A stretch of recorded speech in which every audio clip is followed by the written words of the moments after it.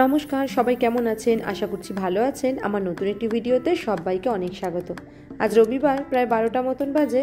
বহুদিন ধরে আমরা একটা ইন্ডিয়ান টেম্পলের খোঁজ চালাচ্ছিলাম কাছাকাছি, মোটামুটি যাতে অল্প সময়ের মধ্যেই যাওয়া যায়। তো আজকে তার সন্ধান পেয়েছি। গুগল ম্যাপ থেকেই পেলাম 2 কিলোমিটারের মধ্যেই আছে মন্দিরটা। তো সেখানেই আজকে যাব দর্শন করতে। এই মোটামুটি চলে এসেছি, আর মিনিট 5-এর রাস্তা। এই যে আসার পর ইউএসএতে প্রচুর জায়গা ঘোরাঘুরি করলাম, তবে এবার ভাবছি হিউস্টনের যে সমস্ত কাছে পিঠে জায়গাগুলো আছে সেখানেই এবার ঘুরে দেখব।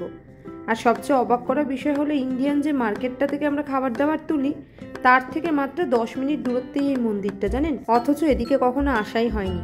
এই যে মন্দিরটা, বাইরেটা দেখে কেমন একটা বাড়ির মতন মনে হচ্ছিল, তবে চলুন ভেতরটা যাই।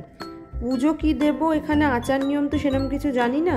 ঘরে একটা শুকনো মিষ্টির প্যাকেট ছিল, ওটাই এনেছি। যদি হয় তাহলে পুজো দেব, আর বাকি নিয়মটাও জেনে নেব। কি অদ্ভুত, বাইরে থেকে বোঝাই যাচ্ছিল না যে ভেতরে এত বড় মন্দির, এত ঠাকুরের সমাবেশ একসাথে।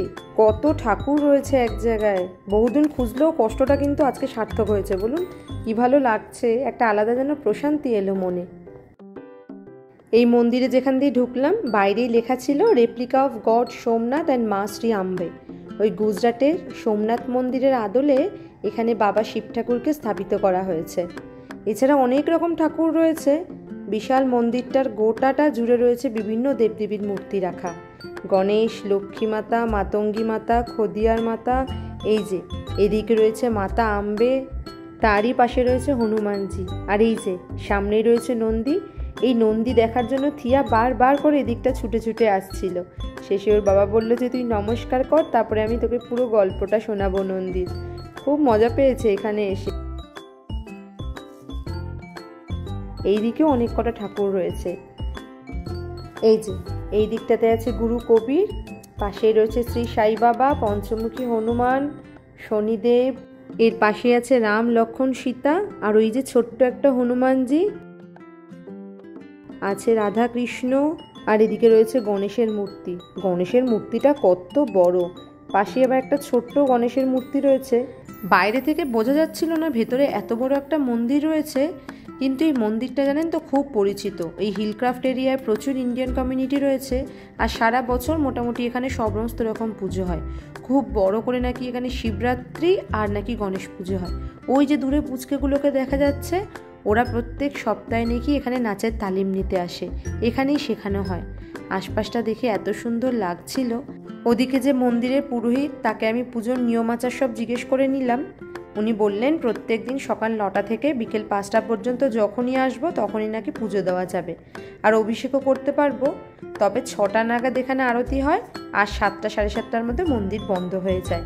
আরতির পর আর কোনো রকম পুজো দেওয়া যায় না। আর মন্দিরের পুরোহিত বললেন মন্দিরে ঢোকার মুখে একটা ডেস্কের মধ্যে একটা স্ক্যানার রাখা আছে, ওটাতে স্ক্যান করে নিতে তাহলে একটা গ্রুপের মধ্যে আমরা ঢুকে যাব, আর এখানে মোটামুটি যা যা পুজো হয় সমস্ত কিছু আমাদের সেখান থেকে আপডেট দিয়ে দেবে।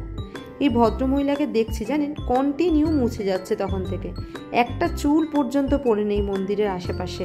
এই যে শিবের যখন পুজো হয় মনে হয় এই দিকটা করে হয়, তাই হয়তো উঁচু করে বাঁধিয়ে রেখেছে জায়গাটা। আমাদের মোটামুটি ঠাকুর দর্শন হয়েও গেছে, এবার একটুখানি প্রসাদ নিয়ে এদিক দিয়ে বেরিয়ে যাব। আমাদের পুরোহিত তখন বলেছিল যে এই সামনেই প্রসাদ রাখা থাকে, এখানে সবাই নিজেরাই নিয়ে নেয়, তো আমরা যেন যাওয়ার সময় একটুখানি প্রসাদ নিয়ে যাই। তো এখান থেকে একটু প্রসাদ নেব, তারপর এখান থেকে বেরিয়ে পড়ব। এর পাশেই তো ইন্ডিয়ান মার্কেট রয়েছে, ভাবছি একবারে যখন এসেছি ফিরতি পথে একটু গিয়ে টুকটাক কয়েকটা জিনিস কিনে নেব। আর আজকে যেহেতু সকাল সকাল বেরিয়েছি, ওদিকে রান্নাও সারিনি, ভাবলাম এই আশেপাশে টুকটাক রেস্টুরেন্ট রয়েছে, একটুখানি খাবারও তুলে নেবো তার সাথে। এই যে এই তখন পুরোহিত মশাই এই ডেস্কের ওপরেই যে স্ক্যানার বোর্ডটা রাখা এটার জন্য বলেছিল। আমরা এটাতে স্ক্যান করেও নিয়েছি।